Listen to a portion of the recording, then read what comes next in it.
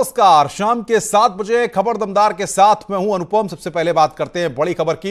राजधानी में 4 इलाकों में पूर्ण लॉकडाउन। आपको बता दें गाजीपुर, इंदिरा नगर में पूर्ण लॉकडाउन लगाया गया है। सरोजनी नगर और आशियाना में भी बंद किया गया है। सोमवार सुबह से यह लॉकडाउन लागू रहेगा। 24 जुलाई तक यह पूरी तरह से लॉकडाउन रहेगा। आवश्यक सेवाओं को छूट रहेगी। कुछ देर में मुख्यमंत्री इसको लेकर के बाकायदा बैठक करने वाले हैं। कोरोना को लेकर काफी सख्ती बरती जा सकती है क्योंकि लगातार कोरोना के मामले लखनऊ में बढ़ रहे हैं। इसको लेकर वरिष्ठ प्रशासनिक अधिकारियों के साथ अब से थोड़ी देर में मुख्यमंत्री योगी आदित्यनाथ बैठक करने वाले हैं। और बातचीत करने के लिए अनामिका सिंह हमारी संवाददाता लगातार इस बैठक पर नजर बनाई हुई है। अनामिका, कितनी देर में बैठक शुरू होगी और कौन कौन से लोग इस बैठक में शामिल होंगे? और देखिए अनुपम, लखनऊ में कोरोना को लेकर के हालात बेहद खराब होते चले जा रही हैं। लगातार 200 से ज्यादा केसेस पिछले कुछ दिनों से जो आंकड़ा बता रहा है वो ये बता रहा है कि हर दिन लगभग 100 से ज्यादा केस आ रहे हैं। और आज तो रिकॉर्ड तोड़ 300 से ज्यादा कोरोना के पेशेंट की जो लिस्ट आई है वो सीएमओ की ओर से जारी की गई है।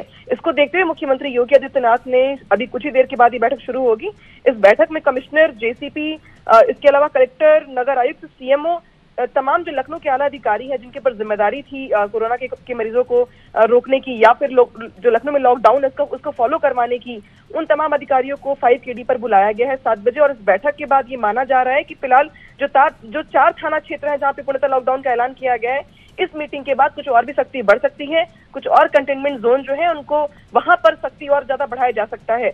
आपने ये गौर किया होगा कि जब शुरुआत में कोरोना के केसेस बढ़ रहे थे तो उस वक्त लखनऊ में इतने केसेस जो बढ़ रहे थे वो बीच में कंट्रोल हो गए थे, लेकिन फिर लखनऊ में लॉकडाउन खुलने का या जो अनलॉक हुआ उसका लोगों ने बेजा इस्तेमाल किया, जिसकी वजह रही कि लॉकडाउन का लोगों ने जमकर उल्लंघन भी किया। और रीजन ये रहा, साथ ही परिणाम ये रहा कि जो केसेस हैं उसमें लगातार बढ़ोतरी हो रही है। आज मुख्यमंत्री योगी आदित्यनाथ ने खास तौर पे राजधानी को लेकर के बड़ी बैठक बुलाई है और ये माना जा रहा है कि बैठक के बाद लखनऊ को लेकर के कुछ कड़े और बड़े फैसले लिए जा सकते हैं। बिल्कुल अनामिका, आप नजर बना के रखिए, आगे भी हम आपसे अपडेट लेते रहेंगे। अनामिका सिंह हमारी संवाददाता इस बड़ी खबर पर लगातार नजर बनाई हुई है और न्यूज 18 आपको इस बैठक के जुड़े तमाम अपडेट्स देता रहेगा। आगे बढ़ते हैं। बागपत के खेखड़ा इलाके में कुछ दबंगों ने इलाके में अपनी दहशत कायम करने के लिए 2 युवकों की जमकर पिटाई की और उसका वीडियो बनाकर सोशल मीडिया पर वायरल कर दिया। दबंगों ने पीड़ित दीपक और शाकिर उस वक्त उनको पकड़ लिया जब वे बाजार गए हुए थे। पुलिस ने मामला दर्ज कर आरोपियों की तलाश शुरू कर दी है।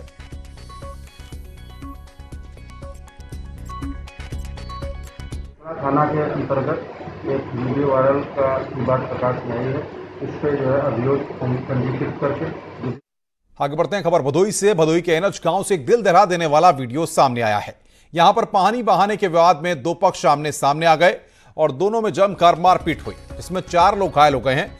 एक आरोपी ने दूसरे पक्ष के एक व्यक्ति पर फावड़े से सिर पर वार कर दिया, इससे उसकी हालत गंभीर बनी हुई है। ये तस्वीरें आपको विचलित कर सकती हैं। इन तस्वीरों में आप देख सकते हैं कैसे एक पक्ष ने दूसरे पक्ष पर फावड़े से हमला किया।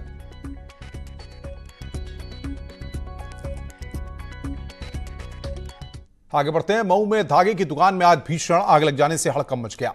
देखते ही देखते आग ने विकराल रूप धारण कर लिया और आसमान में धुएं का गुबार हो गया। आग से पूरी दुकान खाक हो गई। हादसे के वक्त दुकान बंद थी। आग के कारणों का अब तक पता नहीं चल सका है। फायर ब्रिगेड ने कड़ी मशक्कत के बाद आग पर काबू पाया। गोंडा में गोरखपुर ट्रैक पर एक मालगाड़ी डिरेल हो गई, इससे अफरा तफरी मच गई।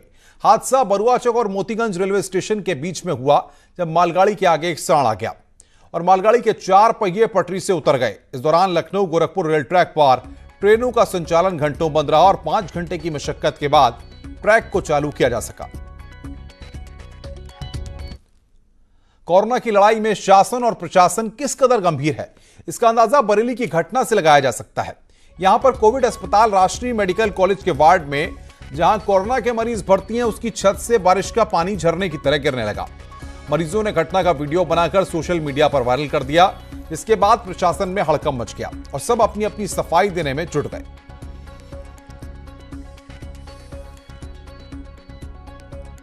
मैनेजमेंट से बात की गई तो उनके द्वारा बताया गया कि कंस्ट्रक्शन का कुछ कार्य चल रहा है, जिसमें पाइप का ज्वाइंट खुल जाने के कारण अचानक बहुत तेजी से पानी वार्ड में आ गया था।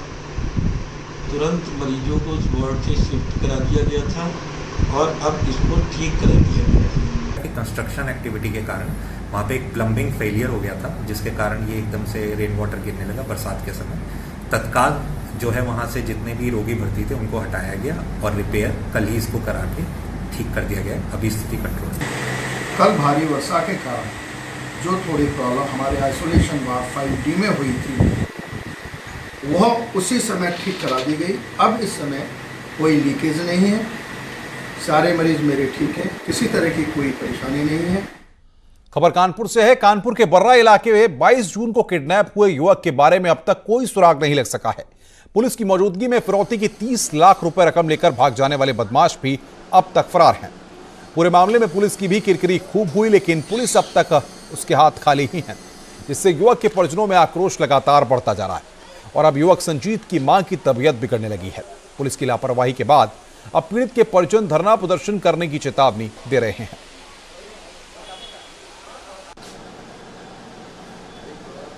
कह रहे हैं कार्रवाई चल रही है, अभी हमसे मिलने तो कोई नहीं आया है, उस दिन से कोई नहीं आया है। उन्होंने 4 दिन का टाइम दिया था, लेकिन और कुछ 1-2 दिन का टाइम उन्हें और दे देते हैं हम लोग, शायद 1-2 दिन में कुछ कर दें। आज और सर देख रहे हैं, कल से धरना प्रदर्शन चालू करेंगे। आज और कप्तान साहब की बात देख रहे हैं, कप्तान साहब ने 4 दिन का टाइम दिया था, आज 5वां दिन है और कल से अभी धरना प्रदर्शन चालू करेंगे। पुलिस की मौजूदगी में फिरौती लेकर फरार हो जाने की घटना के बाद से किरकिरी से बचने के लिए एसएसपी ने तत्कालीन बर्रा इंस्पेक्टर को सस्पेंड कर दिया था और पीड़ित परिवार को 4 दिन के भीतर अपहृत को वापस लौटाने का वादा किया था, लेकिन अभी तक ना तो अपहरणकर्ताओं का पता लग चुका है और ना ही अपहृत वापस आया है, जिसके चलते पीड़ित परिवार में गुस्सा बढ़ रहा है और वो अब आंदोलन करने की बात कह रहे हैं। श्याम तिवारी, न्यूज़ 18 उत्तर प्रदेश कानपुर। आगे बढ़ते हैं। 10 जुलाई को मुठभेड़ में मारा गया विकास दुबे पर बीएसपी सरकार सबसे ज्यादा मेहरबान रही थी। 50 से ज्यादा मुकदमे दर्ज होने के बावजूद उसका बाल भी बांका नहीं हुआ। 2007 से लेकर 2012 तक विकास दुबे बेखौफ घूमता रहा, तो सियासी पकड़ के बूते अपने गुर्गों के शस्त्र लाइसेंस तक उसने बनवा डाले। देखिए रिपोर्ट।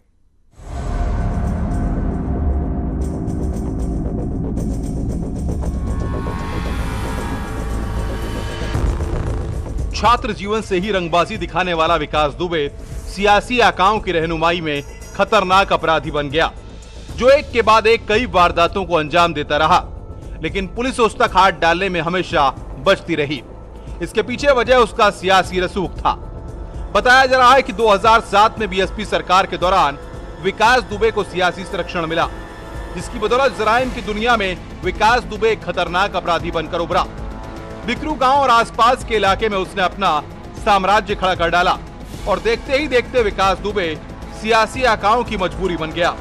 वही लाइसेंस थे जिन लाइसेंस से पुलिस पर फायर किया गया था। उनमें से प्रमुख रूप से चाहे गोपाल सैनी की बात करें, चाहे हीरू की, और बहुवन की बात करें जो इटावा के एनकाउंटर में मारा गया, दयाशंकर अग्निहोत्री जो उन्हें अपना नौकर बताया जा रहा था, जिसने कहा कि मुझे राइफल चलानी नहीं आती है, मगर वो भी इसी मुठभेड़ में पुलिस ने से गिरफ्तार किया। विकास दुबे ने अपने गुर्गों के भी शस्त्र लाइसेंस बनवा डाले, जिसकी बदौलत उसका खौफ इलाके में और बढ़ता गया। बिकरू गांव और आसपास के इलाके के 24 लोगों के शस्त्र लाइसेंस बीएसपी सरकार में बनवाए गए थे।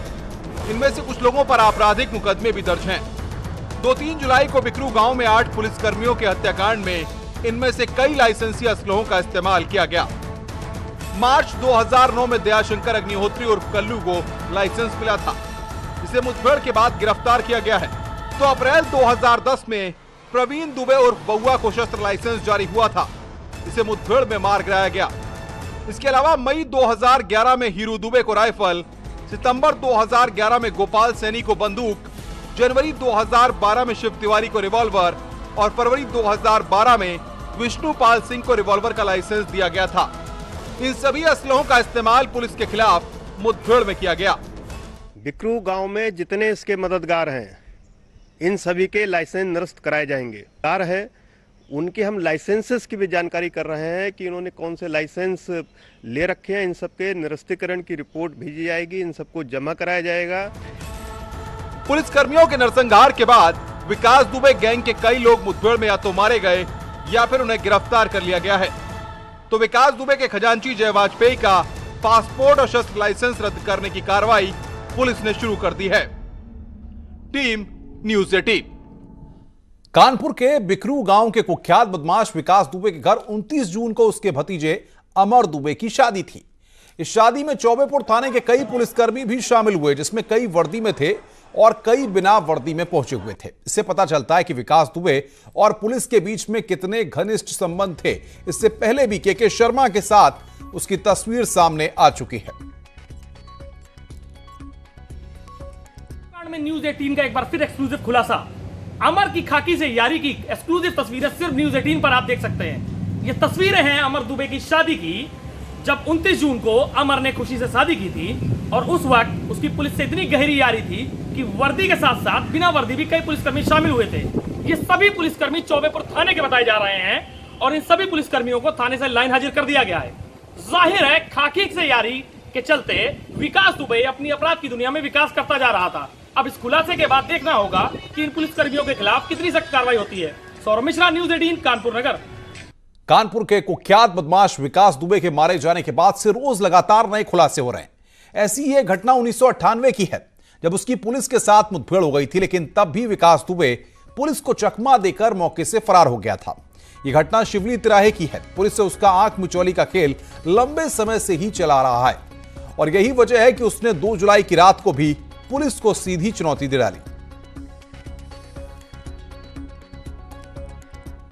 आगे बढ़ते हैं, खबर चित्रकूट से है। चित्रकूट में 7 लाख के इनामी डकैत रहे बबली के पिता को पुलिस ने गिरफ्तार कर लिया। पुलिस ने उसे भेड़ा के जंगल में गश्त के दौरान पकड़ा है। आरोपी रामचरण कोल जिले के टॉप 10 अपराधियों की लिस्ट में शामिल था और उस पर 20,000 रुपए का इनाम घोषित था। उसके पास से हथियार भी बरामद किए गए हैं। आपको बता दें कि बबली कोल को पुलिस ने 2019 में पुलिस की मुठभेड़ में मार गिराया था।